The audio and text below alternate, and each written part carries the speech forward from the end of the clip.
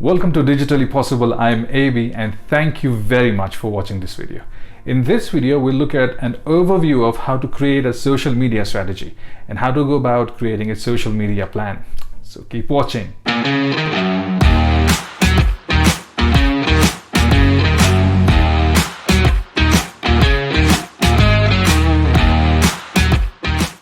Maybe you're part of a marketing team, maybe you have your own business, maybe you're just a content creator for YouTube or social media, but all of this needs one thing, that is a social media strategy.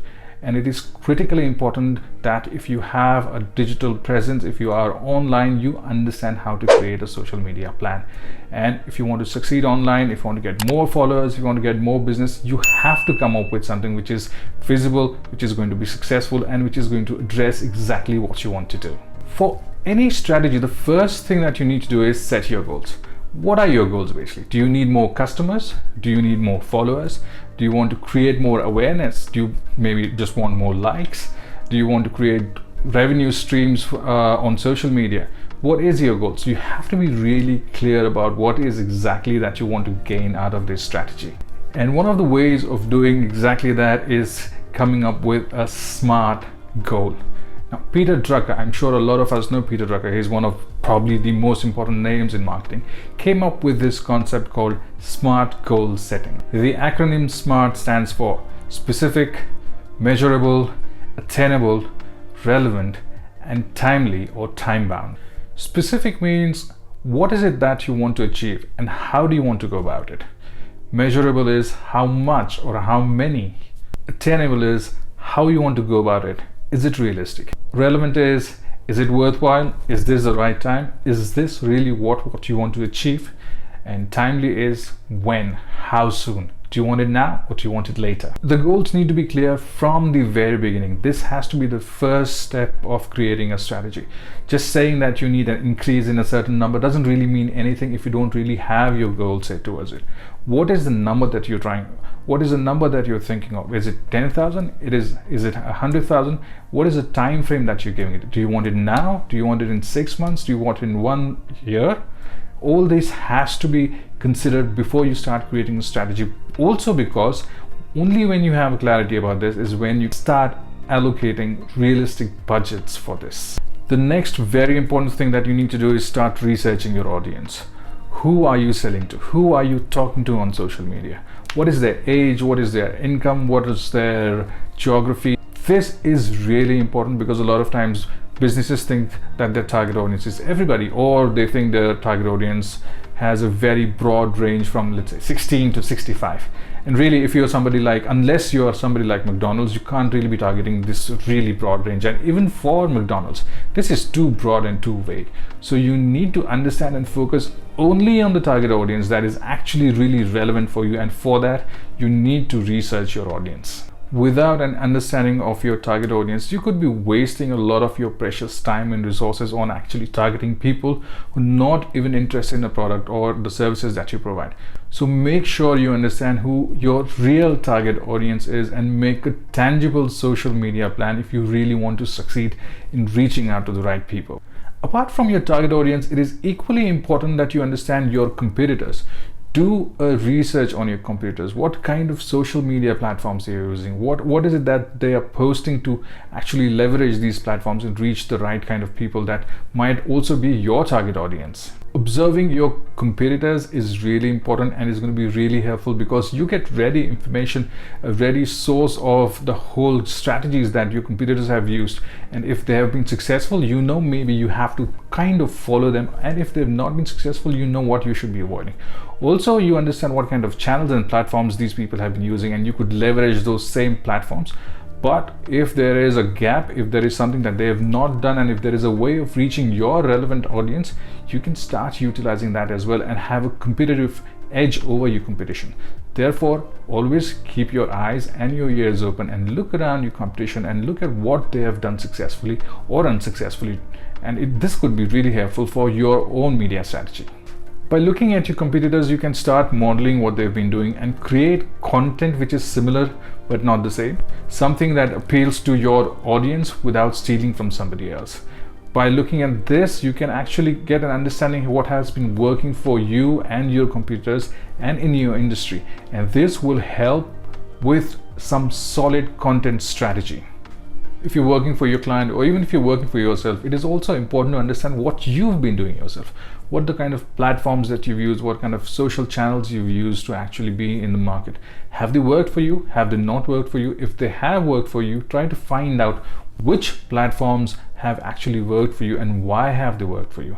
And if something has not worked for you, is it really feasible to be actually continuing with working with those platforms?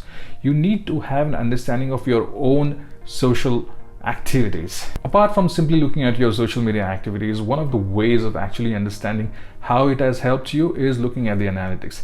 This will give you the real picture of what has worked for you. If something has worked for you, what are the reasons?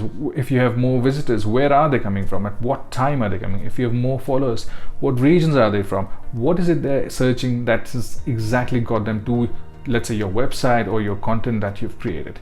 So analytics is something that actually goes hand in hand with strategy, and an understanding of how it works will help you immensely. It will help you create good strategy. It will help you create content. It will help you create your plans based on data and not just simple understanding and observation that you look around and think, okay, this is the best way of doing with it. But this data-driven information is something that you should utilize and leverage in everything that you do. So analytics is one of the most important things that you will use in your strategy to come to a conclusion that this is something that you have to or you don't have to do. This will let you know about the kind of engagements that you've got and the reason behind these engagements and what kind of content really works and what doesn't work. And this will eventually help you in creating the right content that will reach out to the right people. And once you have all this information, now is the time to create your content calendar for, let's say, a month. Now, your content calendar is essentially a schedule for the coming month where you know what kind of activities you have to do. This will give you an understanding and an idea of what to expect in the entire month. This will help you in focusing all your resources, all your activity level in what you've planned. And since you know what is to be expected, you know what it is that you need to work on. Now, since you know what is to be expected in the entire month, you will stop struggling with planning about what is to come next because you already know what is planned. This will help you focus your energy and your resources. But when you're creating the content, always remember the important dates. Could be holidays, could be vacations, could be festivals, could be an election, so that you know that your content is relevant to these important dates, because this will resonate more with your audience and they'll understand that you're actually following what they are doing. For any social media campaign to be successful, one of the most important thing to do is plan your content and be consistent. If you want your content to be rewarded by any platform that you are on, could be YouTube, could be Facebook, one of the easiest things obviously is to be consistently posting on this platform. If you're a consistent publisher on any platform, let's say for example YouTube will promote your content. It will not only promote your content in terms of pushing it, but it will also push it to a larger audience so that it can help you get more followers, it can help you get more views, and eventually obviously it leads to a financial reward as well. And this is where your content calendar comes into play.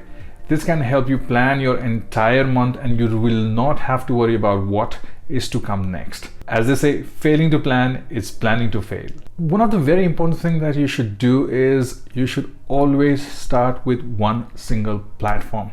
You need to start understanding that platform. It could be anything. It could be Facebook, it could be Instagram, it could be Pinterest, it could be YouTube, whatever you decide, whatever you think is relevant for you. But you should focus all your attention first on a single platform, understand that platform, understand the audience of that platform, and then get moving to other platforms. We all know that every platform has a different kind of audience. For example, the kind of audience that is present on TikTok may not be the same that likes videos on YouTube or Facebook. So if you want to target TikTok, then obviously you have to create content that is relevant for TikTok, and that content cannot be used for Facebook or YouTube. So therefore, first start focusing on one single platform, use your resources there, and once you've succeeded there, maybe then move on to other platform. But always start with one single platform to focus on. One of the ways of understanding your audience is actually looking at your own self.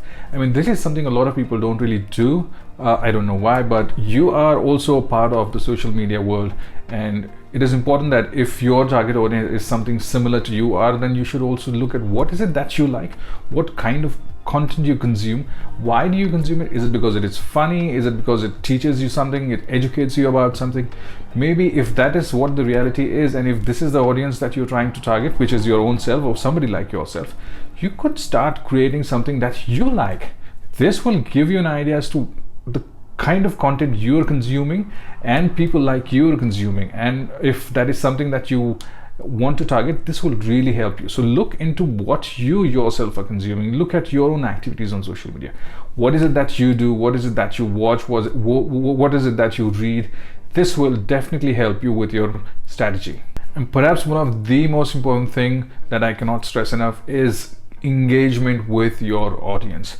People underestimate the power of engagement with your audience, but if there is somebody who's following you, your company, your brand, your product or your service, it is really important that you give them the love back. Your aim should always be about creating a community and a fellowship around your product or your brand or your own self if you are a content creator. It is important that you engage with them, you speak with them, you have a conversation with them. If they feel loved, if they feel being listened to, they will actually become your brand ambassador and start promoting you or your content by sharing it on social media. So therefore, always make sure that you take every opportunity that you have to engage with your audience. Now, a lot of companies do that, and a lot of companies have become big on the back of these engagements that they have created and the communities that they've created around this. I mean, it is not just about creating engagement or just increasing your followers. It is also about getting and generating business from these people. And obviously, there is an example which is very popular around. So if you can create let's say a loyal following of 1,000 people who are ready to spend $100 every year on you, you already have made $100,000 every year. And if it's just about 1,000 people we are talking, and if you start really actually focusing on these activities, you could have hundreds of thousands, you could have millions of followers, you could have millions of people who are really interested in what you're doing because you've given love to them, because you've responded to them, because you speak with them and you converse with them. Therefore, engagement is not just about speaking with them. Engagement is about actually creating business opportunities for you in the future. All these points that we've discussed so far can help you create a social media strategy, and you can use it to create a social media plan. I hope this has been helpful, and if you found this helpful, please like the video and subscribe to the channel so that I can come up with more videos like this. Always remember, if you really want something, it is digitally possible.